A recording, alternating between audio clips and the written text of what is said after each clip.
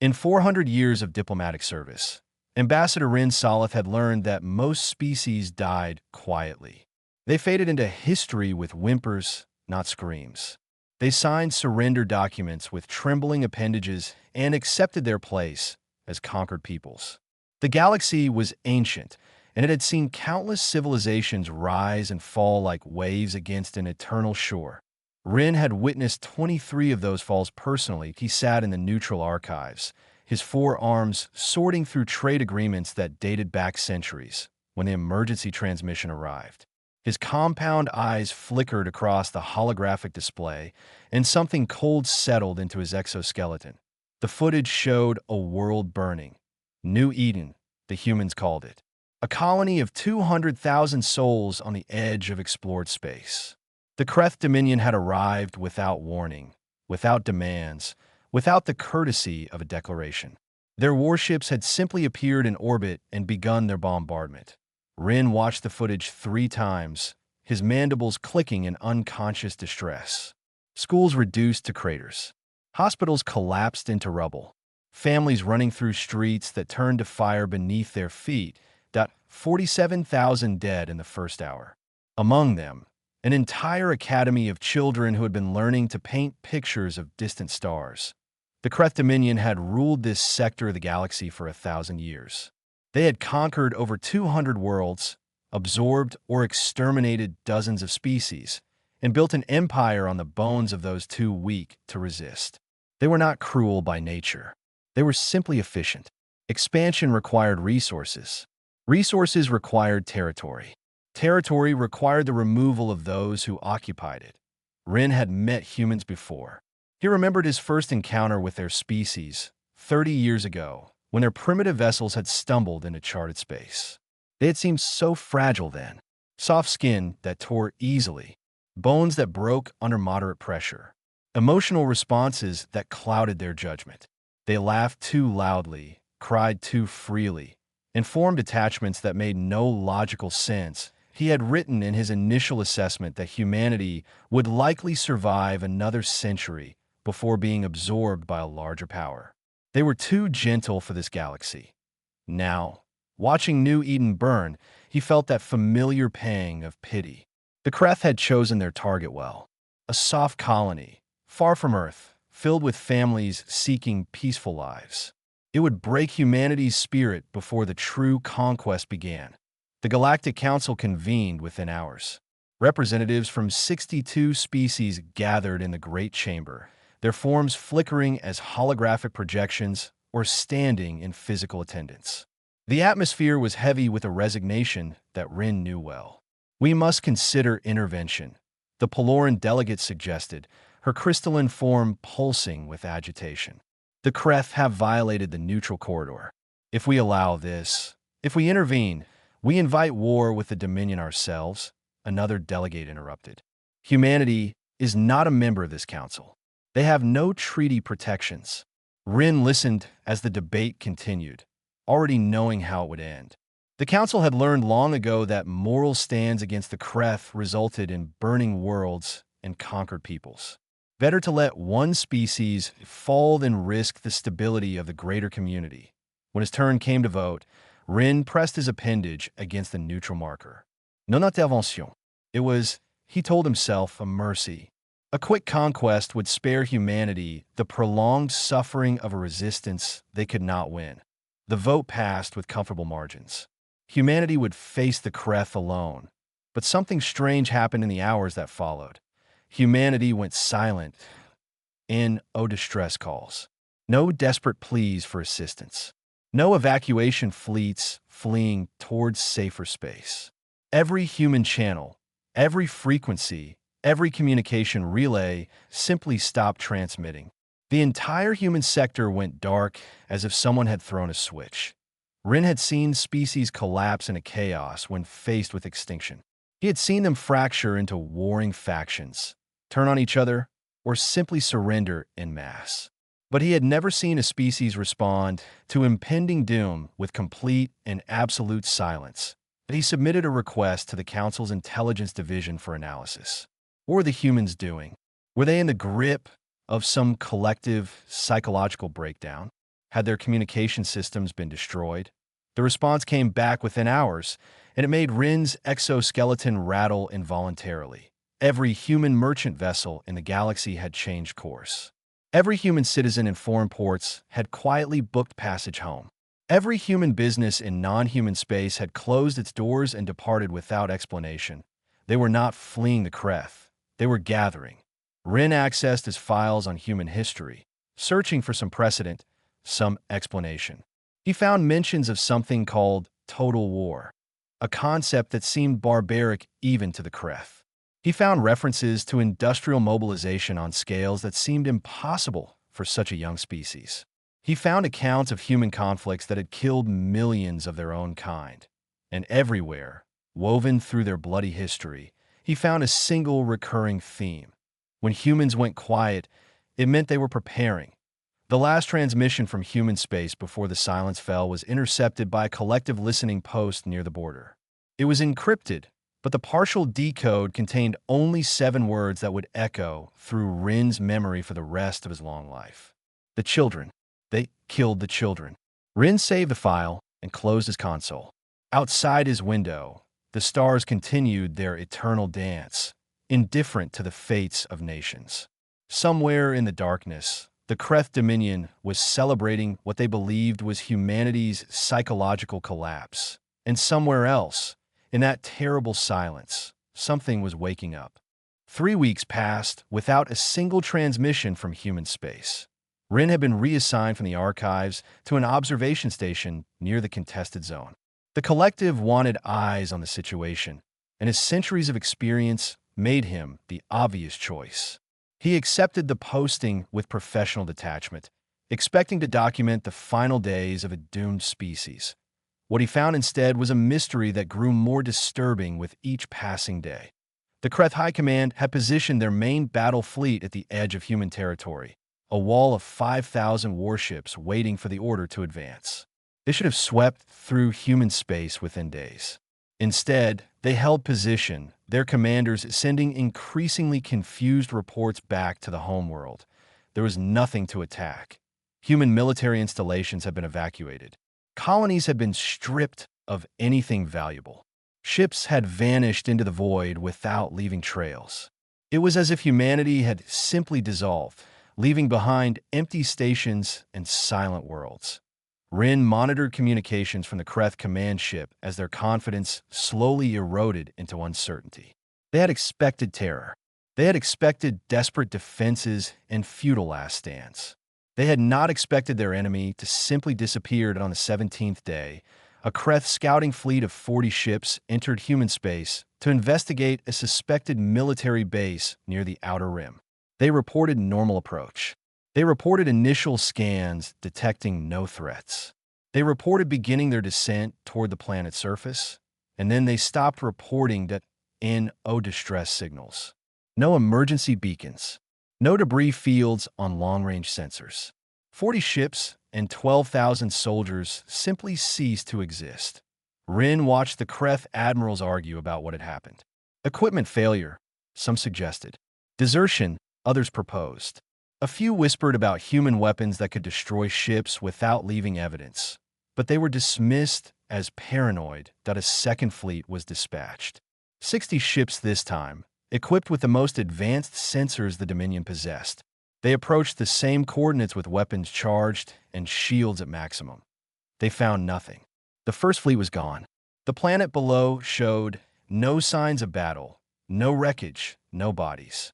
It was as if the ships had never existed. 14 hours later, the second fleet vanished too.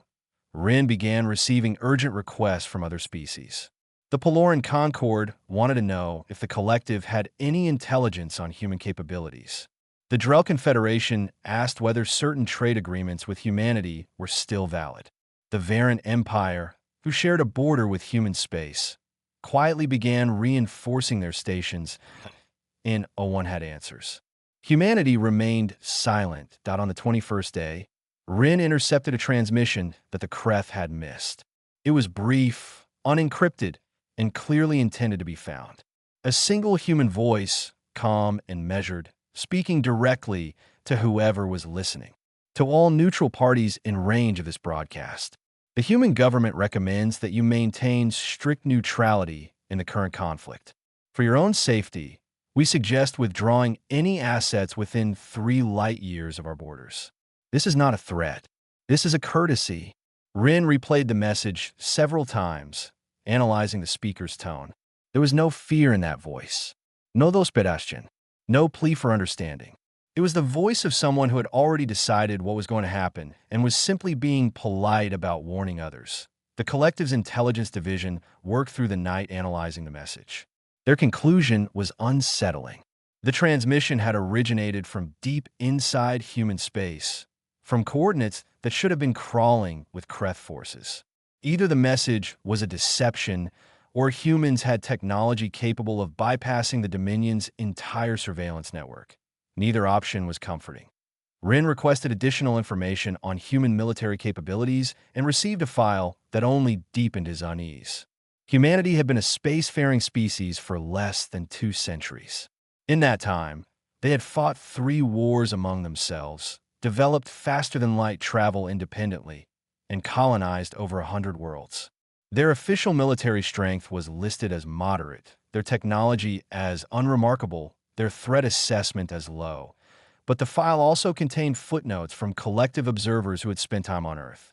They spoke of a species that had risen to dominance on their home world by outlasting every competitor. A species that had survived ice ages, plagues, and self-inflicted catastrophes that should have driven them extinct. A species that adapted, improvised, and refused to die regardless of the odds. One observer had written a single sentence that Rin found himself returning to again and again. Do not judge humanity by what they show you. Judge them by what they choose to hide. The Kreth High Command, growing frustrated with the silence and the disappearances, made a decision. They would bypass the outer territories entirely and strike directly at Earth itself. Cut off the head, and the body would fall. Their fleet departed on the 23rd day, a massive armada of 3,000 ships carrying enough firepower to crack planets. They would reach Earth within the week. Rin watched them go and felt something cold settle into his thorax. He had seen many species make their final mistake. He had documented their last moments with professional precision. But this felt different. This felt like watching something ancient and terrible stir from a long sleep. On the 24th day, he received a final transmission from human space. It was not words this time, but coordinates. A location in deep space, far from any planet or station. An invitation. The attached message was brief. If the Galactic Council wishes to observe what happens next, we suggest sending a representative to these coordinates. The show begins in 72 hours. Rin forwarded the message to his superiors and requested permission to attend. When it was granted, he felt no satisfaction, only the growing certainty that he was about to witness something the galaxy would never forget. The observation deck of Rin's shuttle offered an unobstructed view of the void. He had positioned himself at the coordinates humanity had provided, surrounded by representatives from a dozen other species who had received the same invitation. They floated in the darkness like witnesses at an execution, waiting to see which side would fall. The Kreth Armada arrived first. 500 warships dropped out of faster-than-light travel in perfect formation, their hulls gleaming with the crimson insignia of the Dominion. They were the advance force, sent ahead of the main fleet to secure the engagement zone. Each vessel bristled with weapons that could level cities. Together, they represented enough destructive power to sterilize a planet. Rin recorded their arrival with practiced efficiency. His 4 arms operated different instruments simultaneously, capturing every detail for the collective's archives. Around him, the other observers maintained respectful silence. Then the humans appeared. 80 ships materialized from nowhere, not dropping out of FTL, but simply existing where they had not existed moments before.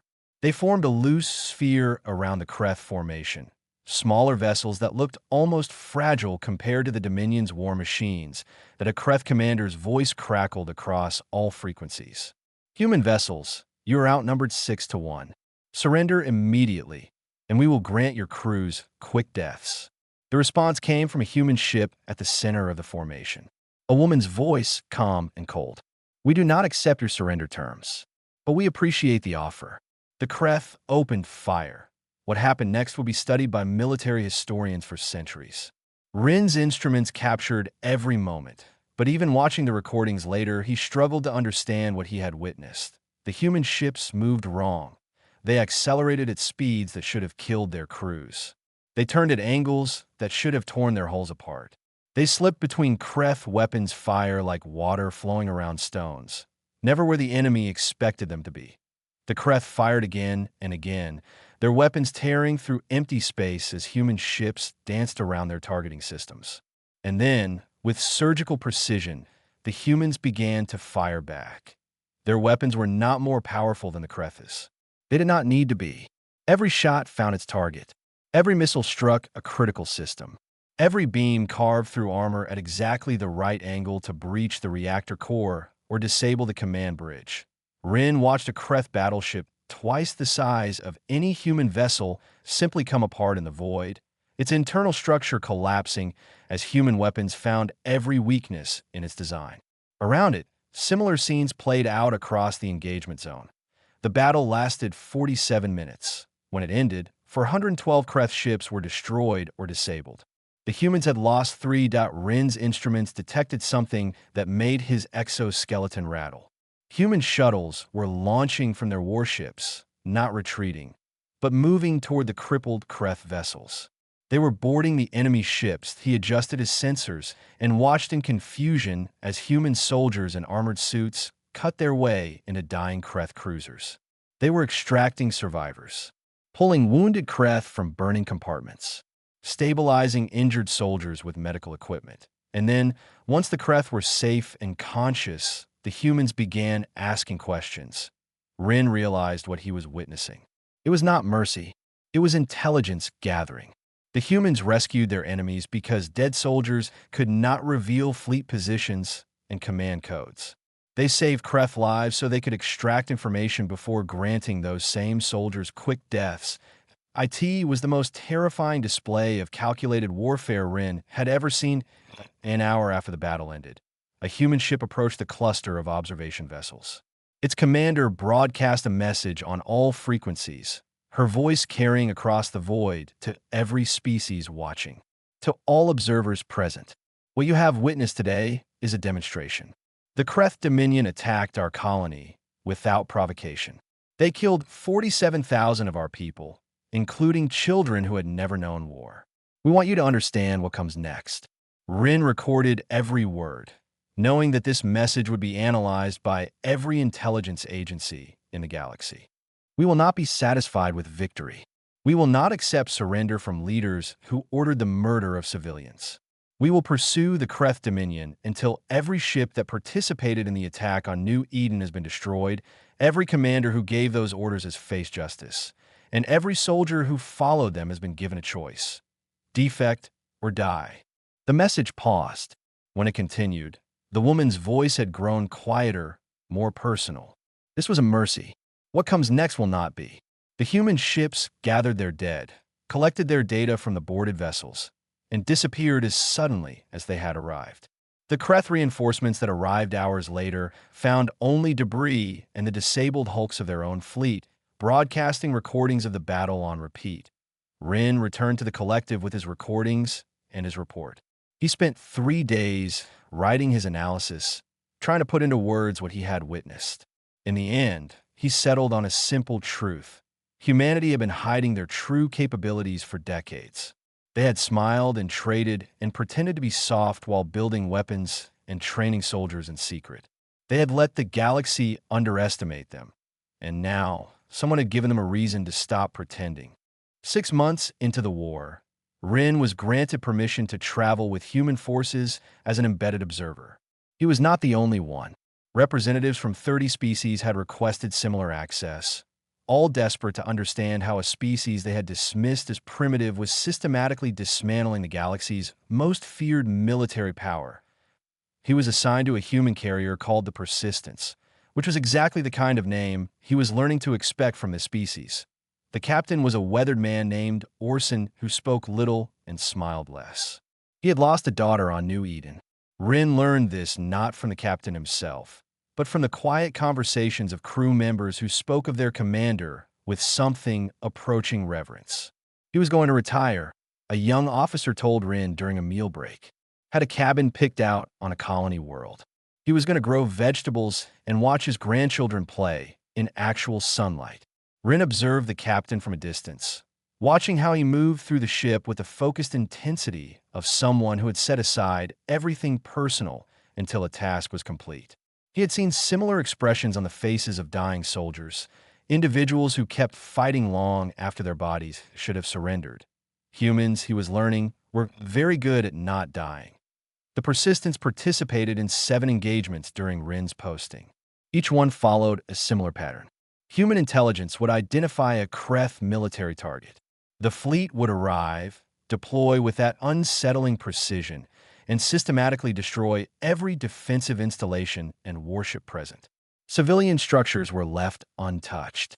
Supply depots were captured rather than destroyed. Prisoners were taken, processed, and offered a choice. "We're not here to exterminate your species," a human interrogator explained to a captured Kreth officer while Rin observed through a one-way barrier. "We're here to end your military's ability to threaten anyone ever again. You can help us do that quickly, or you can make us do it the hard way." The Kreth officer, a decorated veteran of a dozen conquests, asked what the hard way looked like. The interrogator smiled without warmth. "The hard way is what happens when we stop taking prisoners." Most Kreth chose to cooperate. Rin requested an interview with Captain Orson, and after 3 weeks of waiting, it was granted. They met in the captain's quarters, a sparse room decorated only with a photograph of a young woman holding a paintbrush. "You want to understand us," Orson said. It was not a question. Rin settled his forearms into a formal resting position. "The galaxy wants to understand how you have accomplished what you have. The Kreth have conquered hundreds of worlds. You have been a spacefaring species for less than 2 centuries. Orson considered the question for a long moment. "You know where humans come from? Earth, a world classified as a Category 7 death world. Do you know what that means?" Rin had read the classification reports. Earth's gravity was punishing.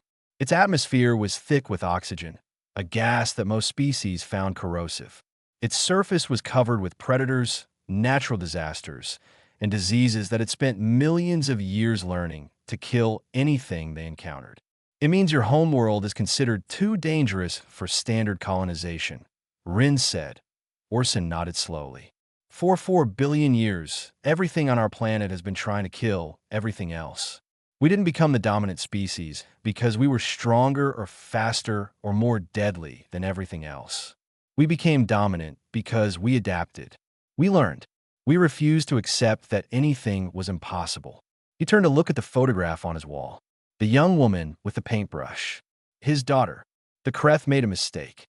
They saw soft skin and emotional responses and assumed we were weak. They didn't understand that our emotions are what make us dangerous. Love, loyalty, rage. These are not weaknesses. They're the engines that drive us to accomplish things that logic says cannot be done. "You are speaking of revenge," Rin said. "No."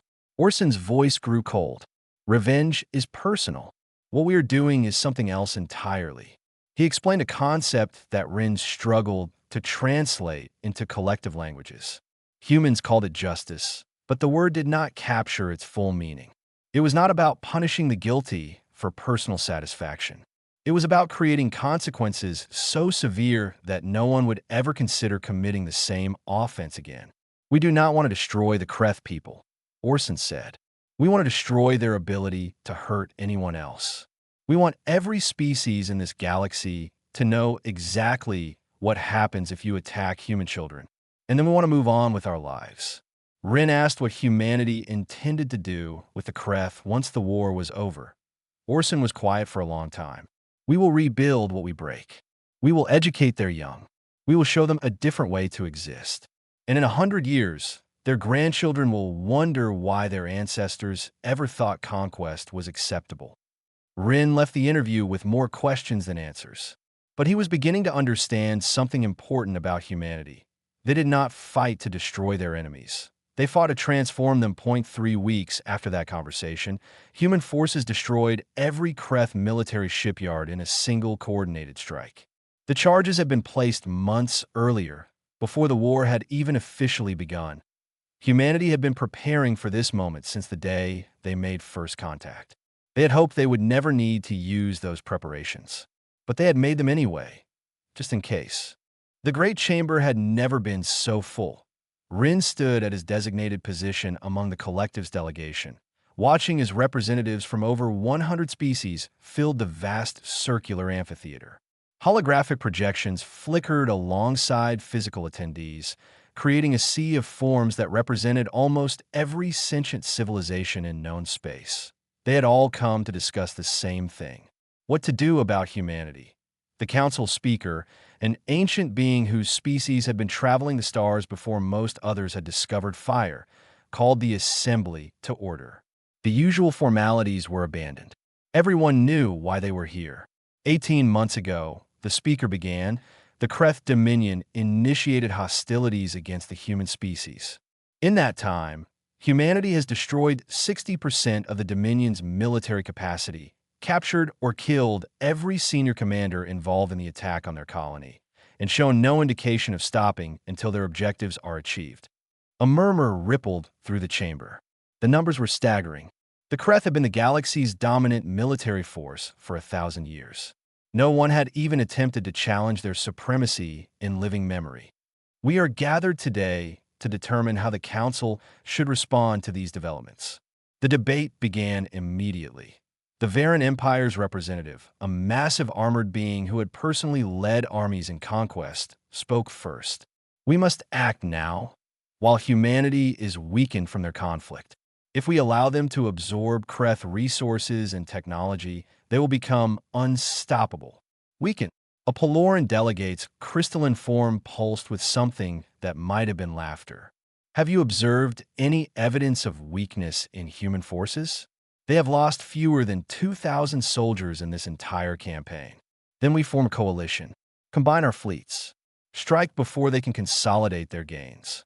Rin listened as other voices joined the argument. Some advocated for preemptive action. Others urged caution. A few suggested reaching out to humanity for alliance, though they were quickly shouted down by those who feared what humans might demand in return. When his turn came, Rin approached the speaker's platform with 4 centuries of observations weighing on his shoulders. I have studied humanity since their first contact with the galaxy, he said. I have embedded with their military forces. I have interviewed their commanders and observed their culture. I believe I understand what they are, and I believe this council is asking the wrong questions. The chamber fell silent. You ask whether humanity is a threat. The answer is yes. They have demonstrated capabilities that exceed our most generous estimates. They have shown a capacity for violence that rivals any species in known space. They are, by any reasonable measure, extremely dangerous. The Varan representative made a satisfied sound. Then we must act. But that is not the question you should be asking, Rin continued. The question is whether they are a threat to us. And the answer to that question depends entirely on what we do next. He activated a holographic display showing the ruins of New Eden. The craters where schools had stood. The mass graves where families had been buried together. Humanity did not start this war. They did not seek conquest or expansion. They lived peacefully among us for decades, asking only to be left alone. The Kreth attacked them because they believed humans were weak and because they wanted human territory. They were wrong on the first count. They may still achieve the second. He changed the display to show footage from the current campaign. Human soldiers pulling Kreth survivors from burning ships. Human engineers rebuilding destroyed infrastructure on captured worlds. Human teachers working with Kreth children in newly established schools. This is not the behavior of conquerors. This is the behavior of a species that is trying very hard not to become the monsters they are fighting. They are building something on the ruins of Kreth military power, something that looks remarkably like hope. The chamber was completely silent now. If we attack them, We will confirm their worst fears about the galaxy. We will prove that peaceful coexistence is impossible, that strength is the only language the universe respects. And we will unleash the full fury of a species that has spent 18 months demonstrating exactly how dangerous it can be when provoked. A voice from the back of the chamber interrupted. And if we do nothing, Rin turned to see a human stepping forward from the observer's gallery. She was small, dressed in simple civilian clothes, her expression calm despite the hostility around her. "Forgive my intrusion," she said. "I am Ambassador Wei from Earth. I was not scheduled to address this assembly, but I felt the council deserved to hear directly from us." The speaker considered for a moment, then gestured for her to approach the platform. Wei walked through the crowd of alien beings without hesitation, stopping beside Rin with the ease of someone who had long ago stopped being impressed by displays of power. "You want to know what humanity wants," she said. "The answer is simple. We want peace. We have always wanted peace. We want to trade with you, learn from you, share our discoveries with you. We want our children to grow up in a galaxy where they do not have to fear extinction." She paused, and something in her expression hardened. "But we will never, ever forgive attacks on children. That is not negotiable. That is not subject to diplomacy. If you are the kind of species that targets civilians, that burns schools, that murders innocents to expand your territory, then we will find you. We will stop you, and we will make sure you can never do it again." Wei looked around the chamber, meeting the eyes of every representative who had argued for preemptive action. "We are not asking you to love us. We are not asking you to trust us. We are only asking you to leave us alone. If you can do that, we can all coexist peacefully for as long as this galaxy has stars." She walked out without waiting for a response. The vote that followed was unanimous. The council would maintain strict neutrality in the human-Kreth conflict. Rin watched the results display and felt something he had not experienced in centuries. Not fear exactly, something more like respect. 5 years had passed since the fall of New Eden. Rin stood in the morning light of a world that should not have existed, watching a ceremony that should have been impossible. The Kreth homeworld was blooming. Where military academies had once trained soldiers for conquest, schools now taught art and music and the strange human concept of diplomacy. Where shipyards had built weapons of destruction, factories now produced agricultural equipment and medical supplies. The crimson banners of the Dominion had been replaced by something new, a symbol that combined Kreth and human designs into a single image. They called it the Coalition. Rin had come to witness the 5th anniversary of the memorial's completion. It stood at the center of the old capital, a massive wall of polished stone inscribed with names. 47,283 names, each one representing a life lost on New Eden. He watched as a young Kreth girl approached the wall, holding a bundle of flowers in her claws. She could not have been more than 8 years old, born after the war's end, knowing the Dominion only through stories. A human teacher walked beside her, guiding her toward a specific section of the memorial. "This section," the teacher said softly, "is for the children who were learning to paint that day. They were about your age." The girl placed her flowers at the base of the wall and stood in silence. Around her, other visitors moved through the memorial, Kreth and human and a dozen other species, all paying respects to the dead. Rin observed without interfering. This was why he had come. Not for the official ceremonies or the diplomatic speeches. For this. For the sight of a Kreth child honoring human dead, guided by a human who had chosen teaching over vengeance. He had spent 5 years trying to understand what humanity had accomplished. The military analysts spoke of strategy and technology. The politicians spoke of treaties and territories. But none of them captured the truth of what he was witnessing. Humanity had not just defeated the Kreth. They had transformed them. Ambassador Rin. A familiar voice interrupted his thoughts. He turned to find Ambassador Wei approaching.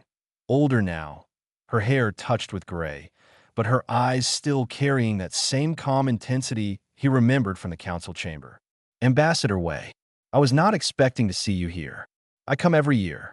She joined him at the observation point, looking down at the memorial and the crowds moving through it. "I stood in that council chamber and told the galaxy that we would never forgive attacks on children. I wanted to make sure I could still say that with honesty. And can you? Wei was silent for a long moment. Forgiveness is complicated.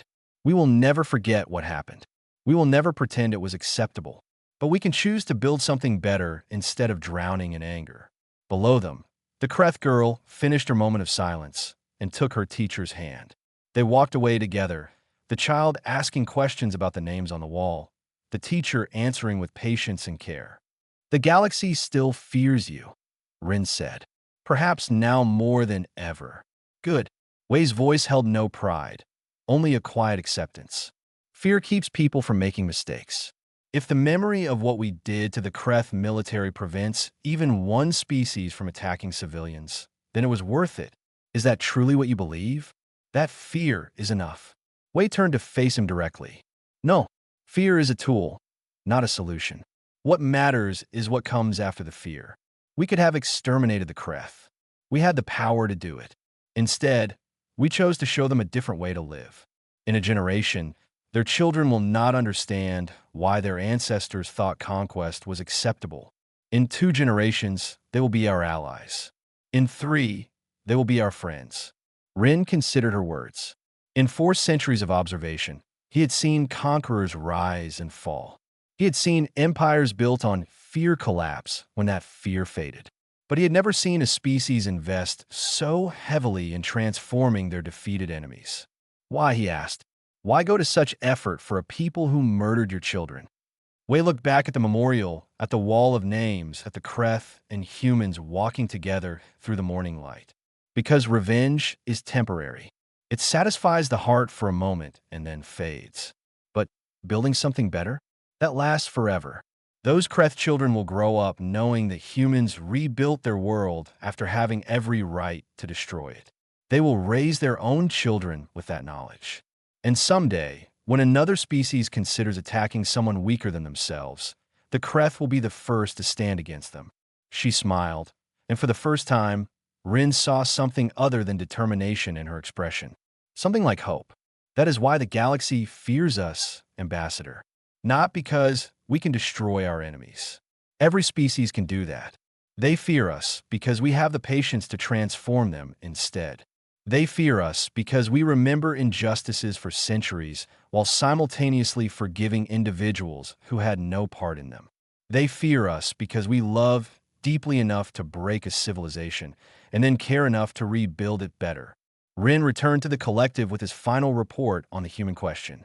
He wrote for 3 days, trying to capture everything he had learned. In the end, he reduced his conclusions to a single page. Humanity is dangerous. This is undeniable. They possess the capacity for violence that rivals any species in known space. They hold grudges across generations. They prepare for wars they hope never to fight, but they are not to be feared because of their capacity for destruction. They are to be feared because of their capacity for transformation. They do not simply defeat their enemies. They change them. They rebuild what they break and educate those they conquer. They create allies from enemies and hope from ashes. If you must have enemies, do not choose humanity. But if you are in need, if you have been wronged, if your children cry out for protection, there is no better friend in the galaxy that I witnessed humanity enter war. I also witnessed them win the peace. That is why the galaxy fears them. That is why I no longer do.